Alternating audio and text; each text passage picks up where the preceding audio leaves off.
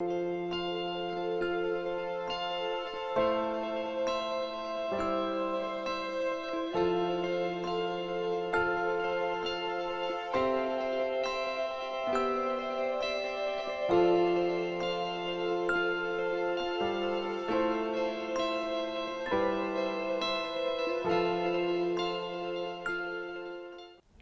et messieurs, bonjour, bienvenue dans votre émission autour de l'actualité que j'ai l'honneur et le plaisir de vous présenter sur les antennes de El Morabitoun.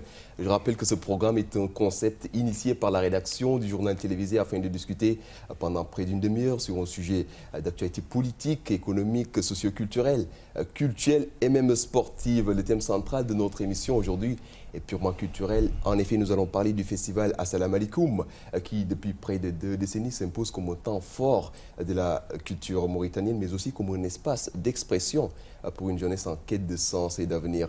Pour sa 18e édition, le festival met le doigt sur 3 réalités brûlantes, l'identité nationale, la migration et la drogue. Pour en parler, j'ai l'honneur et le plaisir de recevoir sur ce plateau l'un de ses fondateurs et organisateurs, Kanlima Moza. Bonjour et bienvenue. Bonjour, merci de me recevoir. Alors, avant de plonger au cœur du festival Assalamu Alaikum, j'aimerais vous demander de vous présenter en 30 secondes top chrono pour les gens qui ne vous connaissent pas encore. Alors, je suis un citoyen mauritanien du monde. Je suis artiste à la base, producteur de musique. J'ai milité dans les réseaux, on va dire, internationaux de la culture. J'ai dirigé le secteur culturel africain à travers Arterial Network. J'ai travaillé au comité de liaison ONG UNESCO et aujourd'hui, je suis à la tête du groupe Assalamu Alaikum Culture et aussi membre du conseil d'administration du Fonds africain pour la culture. Merci encore Kanlima Moza et c'est un plaisir de vous recevoir sur ce plateau. Alors, le festival Assalamu Alaikum, vous avez choisi un nom assez symbolique, Assalamu Alaikum. Pourquoi Assalamu Alaikum? Y a-t-il un message derrière cette appellation? Tout simplement parce que je suis du hip-hop. Je suis issu du hip-hop et que le hip-hop, tel que le slogan américain ou en anglais le dit, hip-hop c'est peace, love, harmony and peace, having love and fun. harmony. Yeah. And having fun. Donc la paix, c'est le pilier central de ce qu'est le hip-hop. Et la paix est une quête universelle et Assalamu Alaikum en est un mot universel également qui fait que partout où on soit dans le monde, le mot Assalamu Alaikum parle à tout le monde. Et c'est pour ça, depuis la Mauritanie, on voulait connecter le monde. D'accord, parfait. Comment ce festival est-il né? Parce que j'aimerais que vous nous racontiez un peu d'ailleurs les débuts. On ne va pas se méprendre. Organiser un événement de ce calibre n'est pas une chose aisée. Ça fait 18 ans que vous le faites. Ce n'est pas une mince affaire, je répète, avec une régularité impressionnante. Comment avez-vous mis en place ces festivals? D'ailleurs, comment est-il né? Alors, le festival Assalamu Alaikum est né d'une suite logique. C'est-à-dire, comme je l'ai dit, je suis d'abord un artiste. Il n'y avait pas de cadre pour les artistes du hip-hop. Nous n'avions que l'Institut français, à l'époque Centre culturel français de Mauritanie. Pour les événements culturels? Pour accueillir, on va dire, les événements. Nous avons un problème d'espace culturel, nous avons un problème pour les artistes, en tout cas, de cadre, comment dirais-je, propice à l'épanouissement ou à l'éclosion de leur talent. Et donc, en 2007, j'ai fait des stages dans le cadre du Festival international des musiques nomades.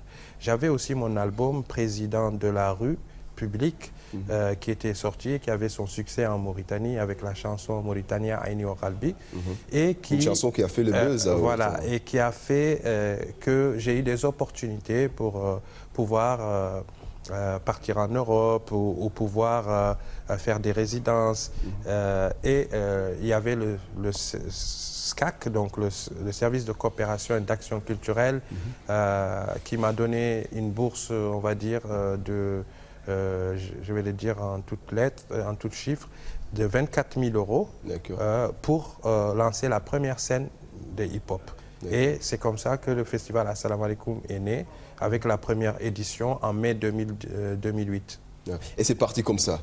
Exactement. Et alors, quelles étaient les ambitions du festival Assalamu Alaikum au départ? Alors, d'abord, c'était un festival qui devait exister, que j'ai mis en place avec mon frère Magat Diagne, anciennement appelé MD Max, qui était un des frère, piliers. donc il est cofondateur. Oui, quand je dis mon frère, c'est vraiment mon ami, mon frère, mon camarade, mon collègue. C'était un des plus grands rappeurs de l'histoire du rap mauritanien, MD Max. Aujourd'hui, il s'appelle Magat Diagne, c'est son vrai nom. C'est avec lui, et d'ailleurs, c'est lui qui a été le premier directeur du festival Assalamu Alaikum.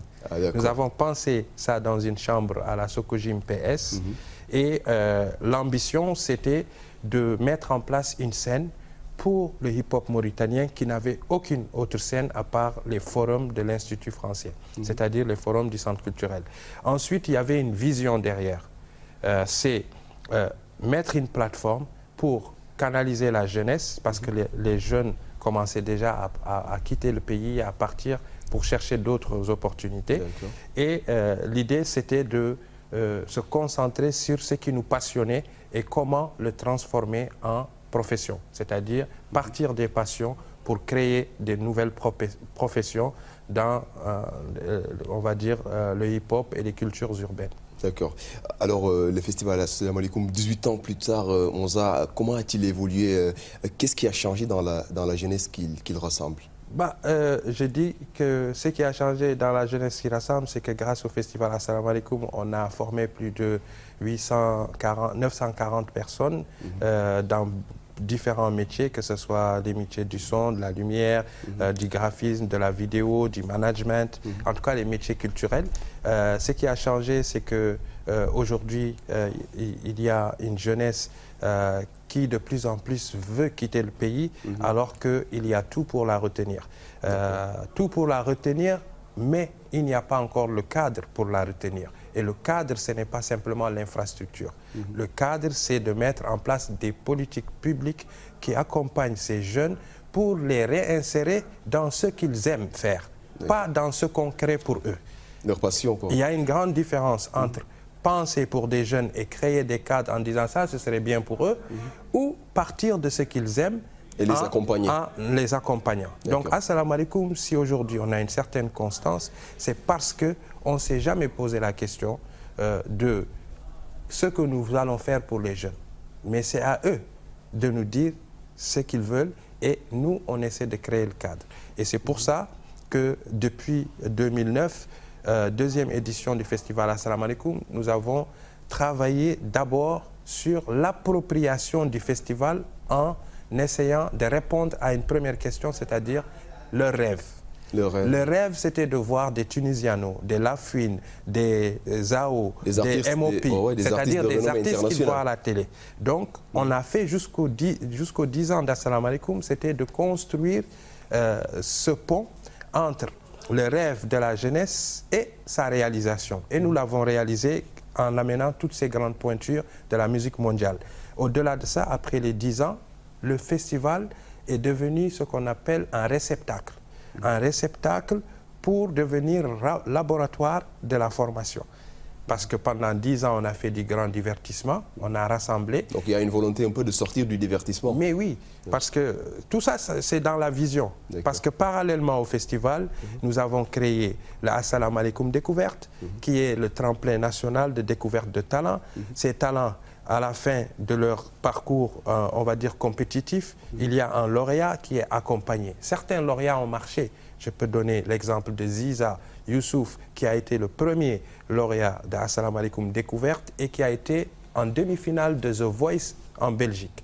Ça, c'est une réalisation. Ce qui est remarquable d'ailleurs. Aujourd'hui, Ziza Youssouf est un des artistes mauritaniens, je dis bien, les plus en vue à l'international après Noura Minseymadi. Je ne parle pas de moi. Je suis dans un autre cadre. C'est un artiste que vous avez lancé, que vous avez vu grandir, évoluer voilà. Et tout. Il y a Ziza Youssouf qui fait aussi un travail à titre individuel avec une équipe qui est dédiée, qui est avec lui.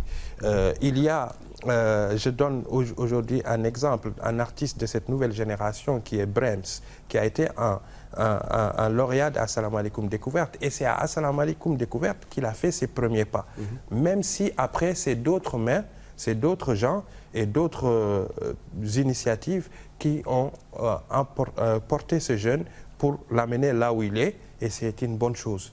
Et il est très reconnaissant aussi par rapport à ce qu'il a eu à vivre avec Assalamu Alaikum Découverte, parce qu'il le dit.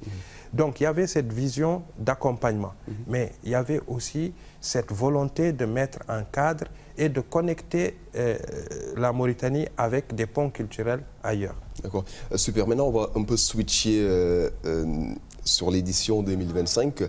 Quels sont les temps forts de cette année, un peu de façon succincte? Alors, en 2025, nous avons 2 temps forts. Le premier temps, c'était d'abord la fête de la musique que nous avons réalisée avec l'Institut français de Mauritanie, en mettant donc un village de 10h à 23h au sein de l'Institut, en mettant en place une conférence sur la coopération internationale, où justement on a eu l'occasion de revenir sur le projet culture, jeunesse et sport, aujourd'hui porté par le ministère de l'économie, le ministère de la culture et financé par l'AFD.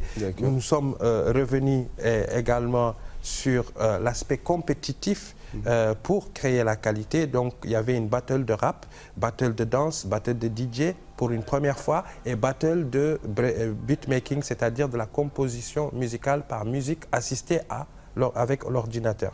C'est de la MAO. De l'autre côté, il y a eu un plateau concert et il y a eu un moment historique. Le groupe Djaminteki, plébiscité, et que d'autres disaient que le groupe Djaminteki ne viendrait plus en Mauritanie, etc.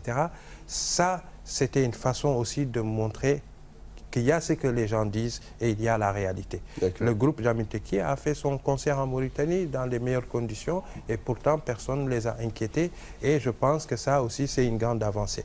L'autre chose, l'autre temps fort que nous avons eu, c'était la clôture, on va dire, au stade olympique. Ça, c'était historique pour la première fois. La clôture du festival. Du festival.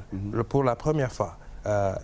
On a rassemblé plus de 30 000 personnes, et voire plus, parce qu'il y avait plus de 5 à 6 000 personnes dehors, sans aucun incident au stade olympique. Je veux dire, par là, il y a eu un travail extraordinaire des autorités, de la police, des brigades d'intervention et de la protection civile. Ça, il faut le reconnaître. Même s'il y a eu quelques petits couacs, à un moment, les portes ont été ouvertes et des gens sont rentrés dans l'enceinte sans être fouillés, ce qui était inquiétant pour moi. Mais sinon, dans l'ensemble, nous pensons quand même que les choses se sont faites. Autre temps fort, c'est les conférences, autre temps fort, c'est les formations, autre temps fort, c'est les rencontres, pour parler justement de toutes ces thématiques dont on a parlé, la drogue, la migration, la question de l'identité nationale. On aura même d'ailleurs l'occasion d'y venir, de mentionner le thème du festival Assalamu Alaikum. Maintenant, je voulais un peu que vous nous dites les obstacles que vous avez rencontrés cette année. Je parle sur le plan financier, je crois les autorisations, la sécurité. Je crois savoir que vous avez couru dans tous les sens pour avoir les autorisations. C'est pas une histoire facile à gérer quand on est en Mauritanie. Et comment l'équipe a surmonté ce tas de choses, bien sûr? Il y a une réalité, il y a beaucoup de choses. Quand on fait un festival comme Assalamu Alaikum, il y a d'abord la notion de la sécurité qui est primordiale. Sans la sécurité, pas de Assalamu Alaikum. Il y a eu des difficultés. Les grandes difficultés étaient des difficultés d'ordre administratif. Et c'est le temps aujourd'hui de le dire ici, qu'en Mauritanie, la notion du temps est élastique pour beaucoup de gens. Et à Assalamu Alaikum, nous, on a une culture aujourd'hui du travail qui fait que nous sommes au standard avec le monde. C'est-à-dire, on va à la vitesse du monde, on ne va pas à la vitesse de la Mauritanie. Vous êtes en avance, donc. Et je ne sais pas si on est en avance, on essaie juste de montrer qu'en Mauritanie, c'est possible d'être carré, c'est possible d'être professionnel. Ce qui s'est passé, c'est que nous avons eu beaucoup de difficultés administratives au niveau du ministère, au niveau des circuits. Mais ça, c'est des circuits administratifs et ça peut se comprendre qu'une lettre de transmission prenne du retard, etc. L'autre chose, les autorités ont été un peu réticents, il faut le dire, et je comprends pourquoi, parce que la question de la sécurité, elle est primordiale. On ne peut pas accepter de recevoir des milliers de personnes au stade sans pour autant être sûr de la garantie de la sécurité. Et à ce niveau-là, il y a eu quand même beaucoup de réticences, ce que je comprends, mais je remercie encore une fois ces autorités de nous avoir fait confiance et d'avoir compris qu'après 18 ans qu'après 18 ans d'exercice, que nous étions capables de démontrer que nous pouvions faire un événement sans incident avec toute la qualité possible. Je l'ai dit, il y avait eu des couacs. Mais les autres difficultés sont quoi? C'est des difficultés d'ordre financier. Les difficultés d'ordre financier, nous sommes des travailleurs et nous prenons des engagements pour pouvoir continuer ce que j'appelle et ce que tout le monde appelle le premier rendez-vous de la jeunesse. Aujourd'hui, nous n'avons pas le droit, je dis bien, nous n'avons pas le droit d'amputer à cette jeunesse son rendez-vous. Parce que Assalamu alaikum ne nous appartient plus. Assalamu alaikum, c'est le plus grand festival de ce pays. Qu'on le dise ou qu'on ne le dise pas. Assalamu alaikum met la Mauritanie sur la carte du monde. Le travail aujourd'hui de diplomatie culturelle d'Assalamu alaikum à travers le monde, il est incontestable. Maintenant, ce que je ne comprends pas, c'est la réponse aujourd'hui silencieuse des autorités. Ce que je ne comprends pas, c'est la réponse, je dirais plus ou moins relégante au second plan de ce que nous faisons. Parce que je vois un autre ministre de la Culture qui va... Quand vous dites la réaction silencieuse des autorités... Mais silencieuse parce que... vous voulez un peu parler de... Non, ce que je veux dire, c'est que aujourd'hui, la mission d'utilité publique... Est-ce que le festival n'est pas reconnu à sa juste valeur aux yeux du gouvernement ou bien des autorités administratives? Je pense que non, parce que aujourd'hui, c'est d'autres pays, je dis bien c'est d'autres pays qui profitent pleinement de la portée politique, d'accord, et d'influence plus ou moins diplomatique dans le sens de la diplomatie culturelle de Assalamu alaikum. D'autres pays aujourd'hui se vantent d'avoir aidé ce festival parce que dans ce narratif-là, ils ont une question d'influence culturelle. Pourquoi un pays ne se saisit pas d'une valeur sûre? Aujourd'hui, Assalamu alaikum participe à ce qu'on appelle la campagne mondiale pour inscrire un objectif, je dis bien un objectif de développement durable spécifique à la culture. Pour avoir dirigé Arterial Network, je le dis, c'est pas pour faire de la comparaison, mais c'est un fait. Aujourd'hui, la Mauritanie plébiscite, je dis bien, la présidence du docteur Oulta à la BAD. Ça, c'est l'Afrique de l'économie. Mais la Mauritanie a dirigé l'Afrique culturelle à travers ma personne. Tout à fait. Et c'est passé inaperçu. Ça, je ne le comprends pas. Ce que je veux dire, je ne demande ni privilège, je ne demande ni passe-droit, comme c'est le cas pour certains ici. Je demande juste à ce que la Mauritanie se rende compte du potentiel de diplomatie culturelle que représente Assalamu alaikum. Il y a des sujets sur lesquels je ne veux pas les étaler à la télé. D'accord. Ça veut dire que nous faisons un travail aujourd'hui qui va au-delà de la culture. Il y va de l'intérêt du pays. Et que aujourd'hui, je dis bien, il y a des hauts responsables mauritaniens qui savent très bien ce travail que nous faisons. Et pourtant, c'est encore un pays comme l'Algérie qui va payer la 17e édition du festival Assalamu alaikum. Et cette année, ils le souhaitaient. Moi, j'ai eu honte. Je n'ai pas voulu. Vous n'avez pas accepté? Je n'ai pas accepté, mais sans couper cette coopération, puisque nous avons commencé quelque chose et nous allons le poursuivre, puisque en novembre, nous allons travailler ensemble encore une fois, sur une opération Algérie-Mauritanie. En tout cas, c'est très clair et net, Monza, on a compris votre point.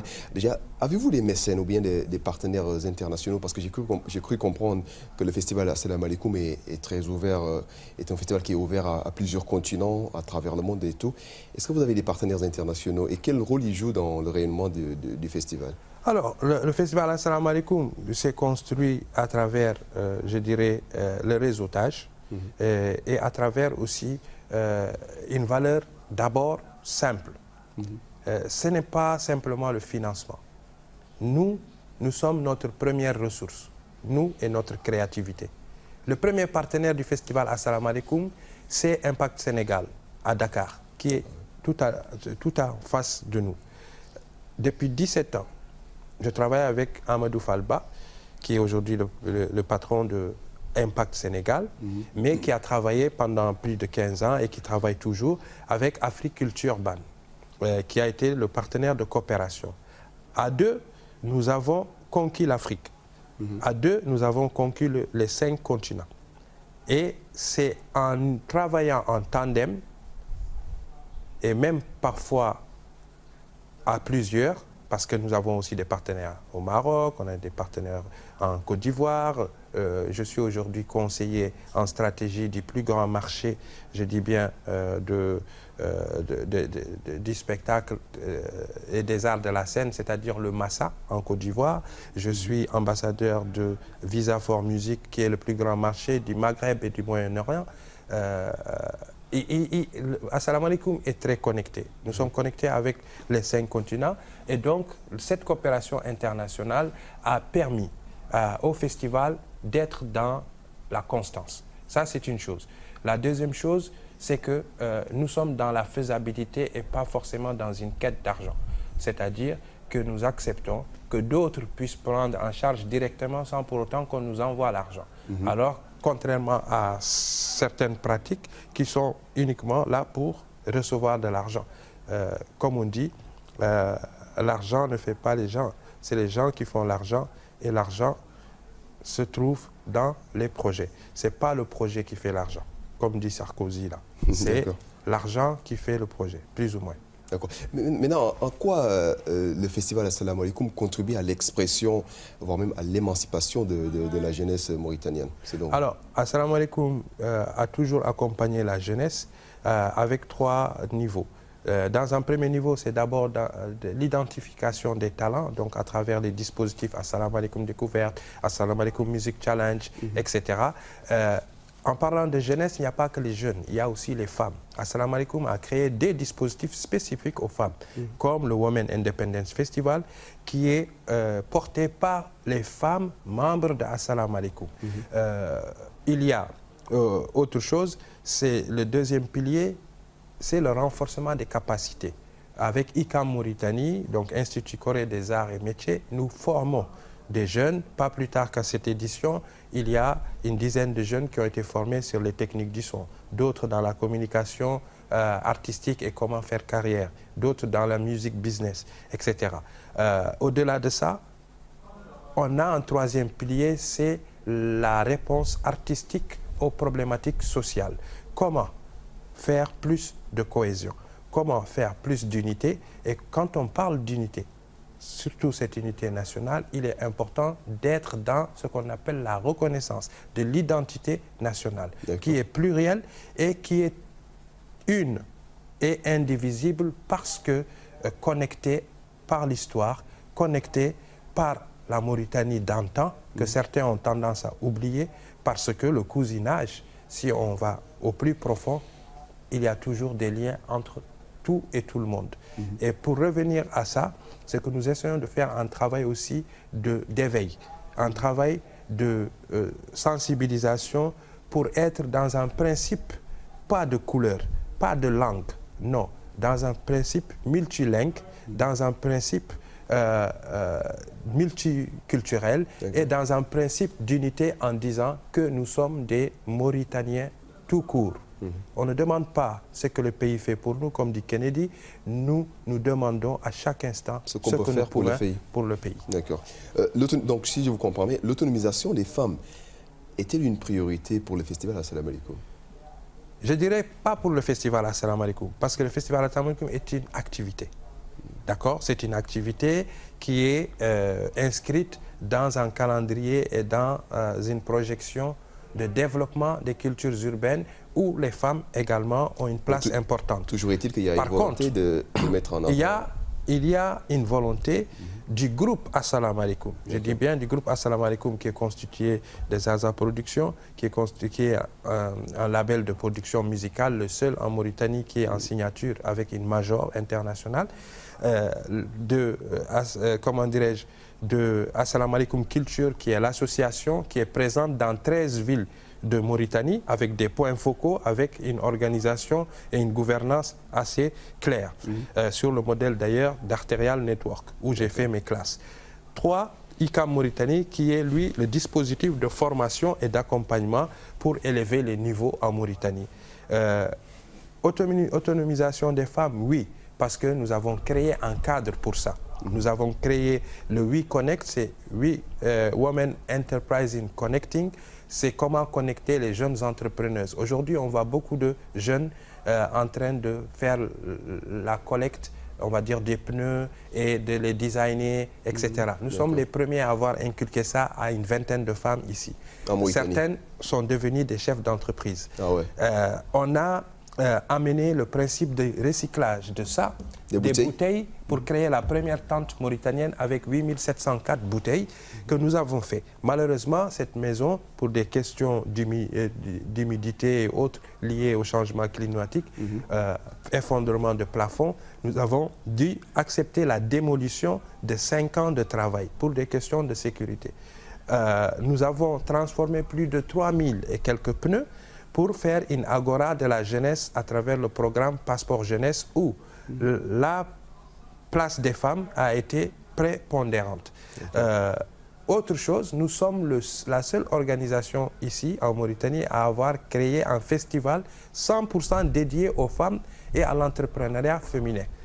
Ce qui a donné aujourd'hui naissance à un autre volet très important du développement local qui est l'accompagnement et l'autonomisation des ménages portés par des femmes qui font de l'agroécologie grâce au partenaire le PNUD et son programme SGP. D'accord. Monza, maintenant, j'aimerais qu'on en vienne au thème. Je rappelle identité nationale, migration, drogue. Vous avez combiné ces trois, d'ailleurs, ce qui fait que le thème du festival cette année est très fort. Nous allons commencer un peu par la migration. Pourquoi ce choix maintenant? Est-ce un signal d'alerte ou le reflet d'une réalité devenue incontournable? Je vais être très franc. La question de la migration, je dirais depuis 2007, est une problématique réelle en Mauritanie. Mais depuis ces 2 ou 3 dernières années, je dirais même ces 4 dernières années, on voit de plus en plus notre jeunesse partir. Assalamu Alaikum en a payé les frais. 4 des jeunes qui ont été formés par Assalamu Alaikum, où il y a eu des investissements sur eux à l'étranger pour qu'ils acquérissent un savoir-faire et qu'ils reviennent travailler à Assalamu Alaikum, se sont volatilisés du jour au lendemain, parmi eux, un de mes neveux. Du jour au lendemain, sans prévenir. Ils sont tous aujourd'hui aux États-Unis et ont fait le mur.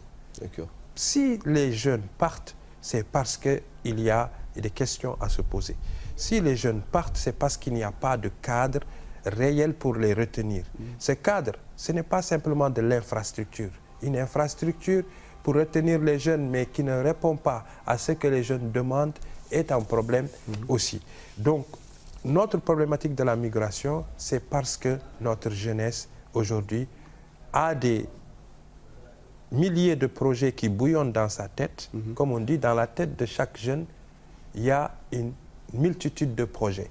Et c'est là où commence l'industrie. Quand je parle d'industrie, je parle de l'industrie culturelle et créative. Quand on parle d'industrie culturelle et créative, aujourd'hui on parle de culture, mais on parle aussi de sport. On parle aussi de jeunesse.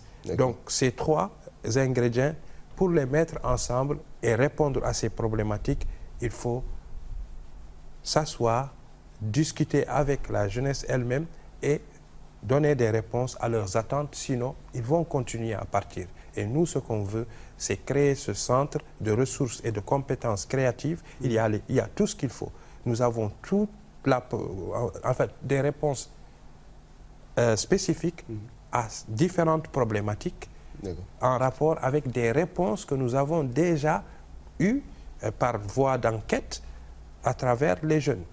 Le hip-hop, très souvent engagé, peut-il jouer un rôle de sensibilisation pour retenir ces jeunes?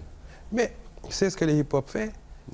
S'il n'y avait pas de hip-hop, le nombre de jeunes qui seraient partis serait multiplié par 3.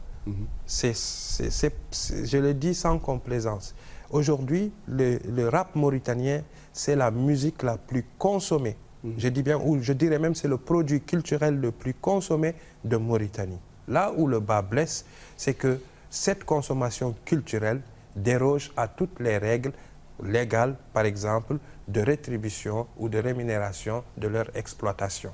C'est en ce sens que demander aujourd'hui à mettre un cadre légal pour légiférer autour de tout ça est important. Avoir des droits d'auteur, on a une loi de 2012 qui est toujours là et qui doit être modernisée. Et pour la moderniser, ça permet à la Mauritanie de récupérer ce manque à gagner qu'elle ne prend pas et que d'autres pays prennent. C'est très important. L'économie aujourd'hui de l'exploitation culturelle dans le numérique, la Mauritanie est orpheline de ça et beaucoup de pays se font des milliards. Et c'est important de récupérer ce manque à gagner, mais pour ça, il faut faire ce qu'il faut, c'est-à-dire moderniser nos lois et reprendre ce qui nous appartient. Maintenant, on va parler de la drogue qui est un tabou sociétal, mais une réalité croissante, surtout dans les milieux urbains et populaires. C'est très rare qu'on parle de la drogue dans les événements culturels, c'est-à-dire très peu d'événements culturels osent aborder un sujet comme la drogue frontalement. Le festival Assalamu Alaikum a mis ça sur la table, donc ça interpelle. Qu'est-ce qui a motivé ce choix? En fait, comme je dis, le festival Assalamu Alaikum repose sur une vision. Et cette vision répond à juste... Quand on est en face d'une injustice et qu'on ne s'interpose pas, c'est qu'on prend parti. Nous, on ne prend pas parti. Nous, on veut donner des réponses structurelles à toutes les problématiques que nous retrouvons autour des jeunes, autour de la société mauritanienne. Parce que l'action culturelle, ce n'est pas simplement faire du divertissement artistique, mais c'est participer aussi à la stabilité sociale. Quand on a les informations qu'il y a une saisie de je ne sais pas combien de tonnes et tonnes de drogue en Mauritanie, et des produits le devoir de responsabilité nous interpelle et nous incombe aujourd'hui en tant que plateforme qui réunit le plus de monde en Mauritanie, tout type de manifestation confondue, nous avons un devoir de responsabilité de faire office de rempart ou de barrage. Mais faire office de rempart ou de barrage à la drogue, ce n'est pas de dire que nous avons la capacité d'arrêter cette drogue. Non, nous avons les moyens de toucher le cœur des gens parce qu'ils viennent à un événement qu'ils aiment et qu'ils entendent le message pour leur dire non à la drogue et non à tous ces produits psychotropes qui sont en train de détourner notre jeunesse. Avez-vous le sentiment que la musique et la culture peuvent être un rempart, j'ai envie de dire, face à ce phénomène? Mais c'est ce que je suis en train de dire. Avec le journal Rappé Chitari, par exemple, je sais que nous avons réussi quand même à calmer un tout petit peu les violences dans les quartiers. Parce qu'au moment où à Nouakchott, il y avait énormément de violences, quand certains artistes, pas que le journal Chitari, mais certains artistes même rap ont fait des morceaux, ont fait des campagnes sur Internet, et ça de manière citoyenne, sans pour autant que ce soit une commande de l'État ou une commande de quelqu'un d'autre. Ça, c'est notre devoir, parce que nous avons une jeunesse qui nous écoute. Nous avons une jeunesse qui nous prend comme modèle. Donc, nous utilisons cette passerelle-là pour pouvoir passer le message, les éveiller.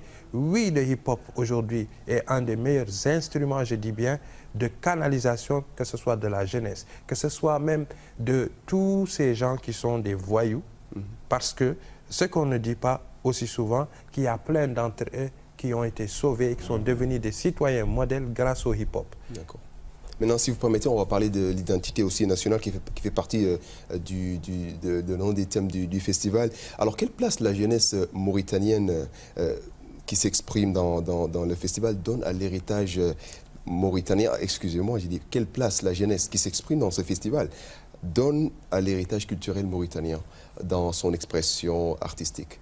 Moi, je pense que quand on regarde la programmation du festival, on voit déjà l'identité nationale. Parce que en Mauritanie, nous sommes des Wolofs, des Peuls, des Maures, des Hartani, métissage culturel. Il y a un vrai métissage, des Soninké, même des Bambara et même des Khlat, c'est-à-dire des métis de beaucoup. Carrément, ouais. Et ça, on le voit à travers rien que la programmation, à travers juste la fenêtre des artistes. Au-delà, à travers les interventions et les intervenants, nous voyons toute la Mauritanie. Et pour ceux qui disent souvent que le festival Assalamu alaikum, oui, ça rassemble des étrangers, mais ne vous trompez pas, ça, ce n'est pas des étrangers, c'est que des enfants de ce pays. Il n'y a que des Mauritaniens qui viennent. Les seuls étrangers qui viennent, ce sont des coopérants ou des expatriés qui sont ici en Mauritanie et qui viennent aussi voir. Ils ont le droit. Après, dans le public, on va dire, de Assalamu alaikum, l'identité, elle est d'abord mauritanienne. Et après, elle est mondiale parce qu'il y a un peu tout le monde qui vient. Et je dirais bien, c'est le seul événement en Mauritanie où il n'y a pas de communautarisme. Quand on voit les festivals, c'est souvent uni communautaire. C'est souvent singulier. Ce n'est pas notre cas. Parce que, comme je l'ai dit tantôt, nous sommes un festival d'une Mauritanie tout court.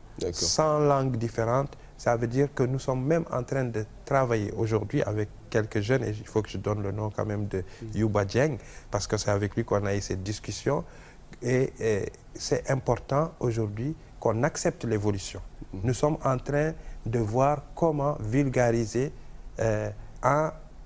c'est pas un patois, mais c'est une langue propre à la Mauritanie. Il y a du Poulard, du Wolof, du Hassania, du Soninké, tout ça mélangé dans un seul discours. Super. En tout cas, la jeunesse qui s'exprime dans ce festival en plusieurs langues est en train de redéfinir cette identité. Malheureusement... Mais oui, l'expression Hak Zayn aujourd'hui, hein, tout le monde le dit. Alors malheureusement, quand l'imam Mounza, on se fait rattraper un peu par le temps. J'aimerais vous demander une dernière question. À titre personnel, que représente ce festival pour vous? Un outil pour mettre la Mauritanie sur la carte du monde. D'accord. Mesdames et messieurs, c'est la fin de cette émission. J'espère qu'elle vous aura plu. On se retrouve très bientôt pour un nouveau chapitre.